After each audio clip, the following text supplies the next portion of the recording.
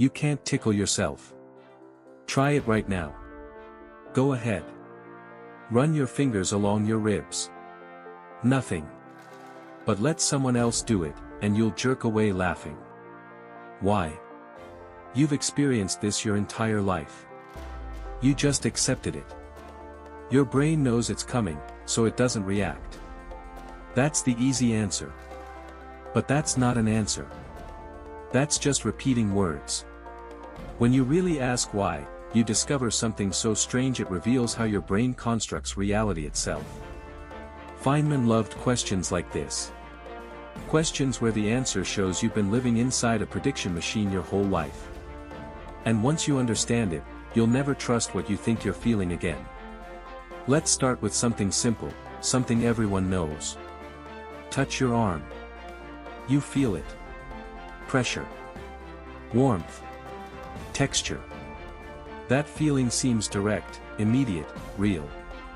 Like the world is just sending signals to your brain and your brain is receiving them. Simple, right? But here's the thing. That's not what's happening. Not even close. Think about it. When you touch your arm, the signal has to travel from your skin, through nerves, up your spine, into your brain. That takes time. About 50 milliseconds. 1/20th of a second. Doesn't sound like much. But your brain is processing millions of inputs every second. Visual data. Sound. Balance. Internal body states. If your brain just waited for signals to arrive and then reacted, you'd be living 50 milliseconds in the past. You'd reach for a coffee cup, and by the time you felt contact, the cup would already be tipping over. So your brain doesn't wait. It predicts. Every single moment, your brain is running a simulation of what's about to happen next based on what just happened. It's building a model of reality before reality arrives. Let me show you what I mean. You're reaching for that coffee cup right now. Before your hand touches it, your brain has already predicted what it will feel like. Smooth ceramic. Warm. Specific weight. When your hand actually makes contact, your brain compares the prediction to the actual signal. If they match, you don't really notice. The sensation is expected, so it gets filtered down, muted. But if they don't match, if the cup is cold when you expected warm, or heavy when you expected light, that mismatch screams for attention. Your brain marks it as important. Something unexpected. Something that might matter. Now watch what happens when you try to tickle yourself. You decide to move your hand. Your motor cortex sends the command. Move fingers. Touch ribs. But here's the crucial part. The same brain region that sends the movement command also sends a copy of that command to your sensory cortex. It's called an efference copy. A prediction. It says, in about 100 milliseconds, you're going to feel fingers on your ribs, right here, moving like this. When the actual touch happens, the signal arrives. Fingers. Ribs. Pressure. But your sensory cortex compares it to the prediction. Perfect match. Expected. Predictable. Self-generated. The sensation gets dampened. Filtered. You barely feel it. Not because the touch is different. The exact same touch. But because your brain predicted it perfectly. Let someone else tickle you, and everything changes. You can't predict their movements. You don't know exactly when the touch will come, or where, or how fast the fingers will move. No efference copy. No prediction. When the signal arrives, it's a mismatch. Unexpected. Your sensory cortex amplifies it. The sensation floods in, unfiltered. You laugh, you jerk away. Same physical touch. Different experience. Your brain constructed two completely different realities from identical inputs. One predicted, one surprising. And here's where it gets strange. This isn't just about tickling. This is how you experience everything. Let me take you to 1950. Montreal. Wilder Penfield is operating on an epilepsy patient. The patient is awake. No pain receptors in the brain itself, so Penfield can probe with electrodes while the patient talks. He touches a spot on the motor cortex. The patient's hand moves. Penfield asks, "Did you move your hand?" The patient says, "No. You moved it. Think about it." The patient's hand moved. Signal went from brain to muscle to movement. But the patient felt no ownership of the action. Why? Because Penfield's electrode bypassed the efference copy system. The motor command went out, but no prediction was generated. The sensory feedback came back as a surprise. The patient's brain interpreted it as someone else moving their hand. Not me. Something external. Now the terrifying part. Penfield touches a different spot. The patient's hand moves. But this time, Penfield is stimulating the region that generates the efference copy too. The patient's hand moves, and the patient says, "I moved my hand." Same external stimulation. Same lack of voluntary decision. But this time, the prediction was there. The brain matched the sensory feedback to the prediction and concluded, "I did that." The sense of agency, of free will, of self-generated action, it's just the brain's prediction system matching outputs to inputs. Remove the prediction, and your own movements feel alien. Add the prediction, and someone else's movements feel like yours. This should break your brain. This is not how we think consciousness works. We think we decide to act, then we feel the consequences. Linear. Decision, action, sensation. But that's not the sequence. The sequence is, brain predicts, brain acts, brain checks if prediction matched. The feeling of deciding to act might be the brain interpreting its own predictions as intentions. Let me say that again. Your sense of willing an action might be your brain's prediction system labeling expected sensory feedback as self-generated. You don't tickle yourself because your brain predicted it. You laugh when others tickle you because your brain didn't. The difference isn't in the touch. It's in the prediction. Here's the beautiful part. We can test this. Ernst von Holst, 1950s. He's studying fish. He paralyzes a fish's tail muscles. Then he electrically stimulates the motor neurons that would normally move the tail. The fish's brain sends the command to move. The efference copy predicts the tail will move. But the muscles are paralyzed. No movement. The visual input shows the tail not moving. Mismatch. The fish's brain has to explain this. And here's what happens. The fish's eyes move to compensate. The brain predicted the tail would move the body, so when the body doesn't move, the brain assumes the world moved instead. It adjusts the eyes to stabilize the image. The fish is experiencing an illusion. Self-generated. Built from a prediction error. You experience this too. Push your eyeball gently through your eyelid. The world jumps. Moves.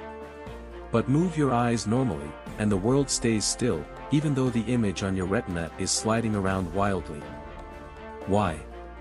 When you move your eyes voluntarily, your brain sends an efference copy to your visual cortex. It predicts the image will slide. When it does, that's expected. The brain subtracts it out. You perceive a stable world. But when you push your eyeball, there's no motor command, no prediction. The image slides, and your brain interprets it as the world moving. Same retinal motion. Different prediction. Different reality. Let's go deeper. Schizophrenia.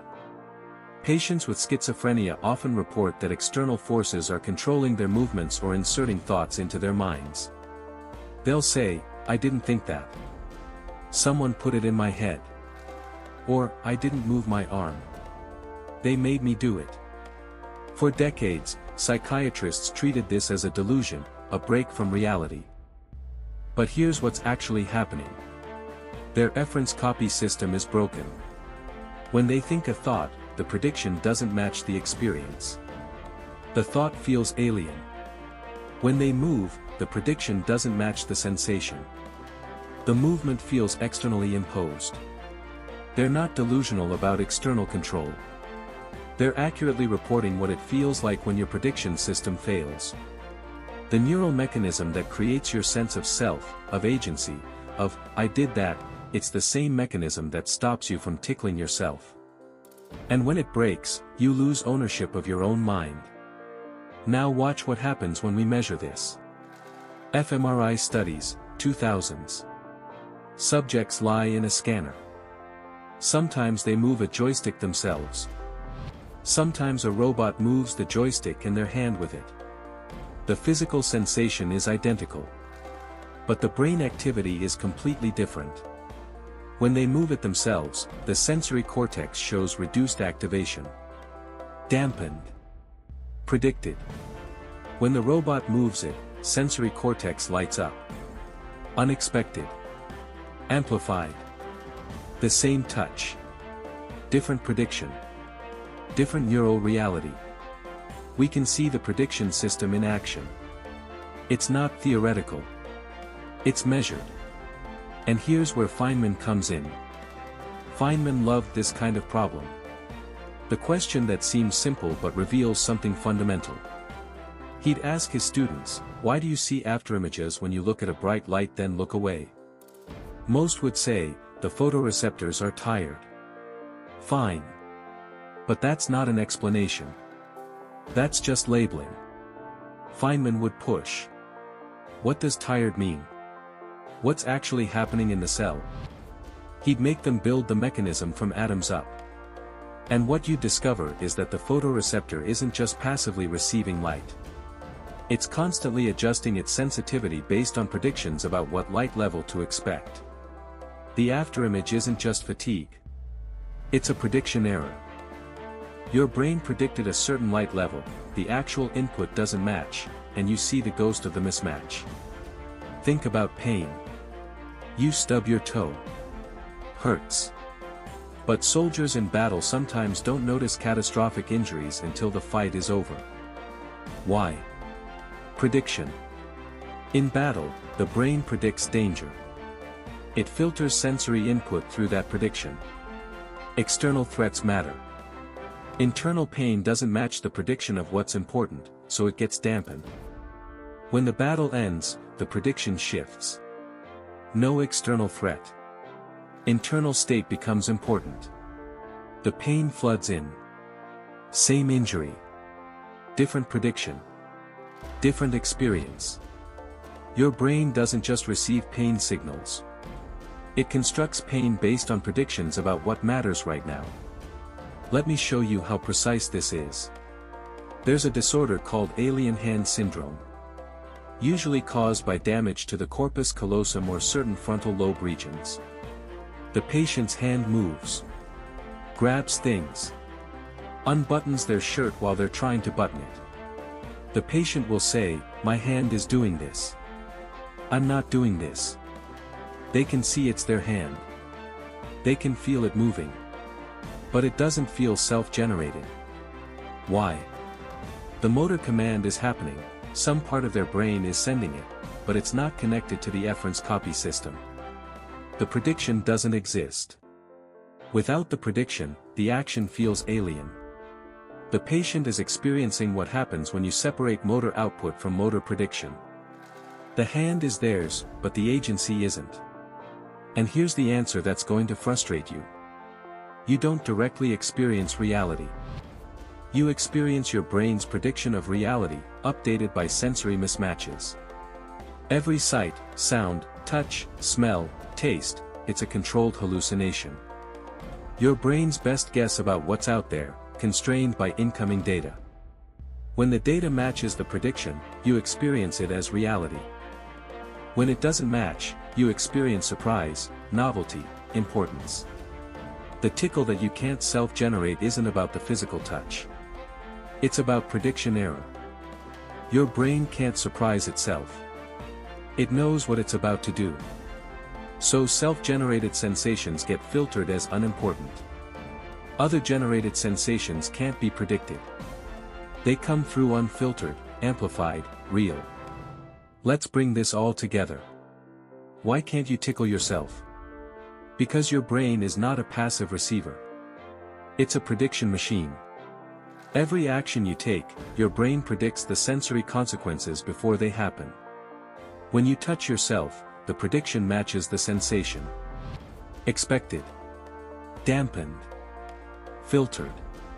When someone else touches you, no prediction exists. The sensation is a surprise. Amplified. Intense. The difference between self and other, between agent and patient, between I did that and it happened to me, it's all prediction matching. Your sense of free will, of consciousness, of self, it might all be your brain interpreting its own predictions.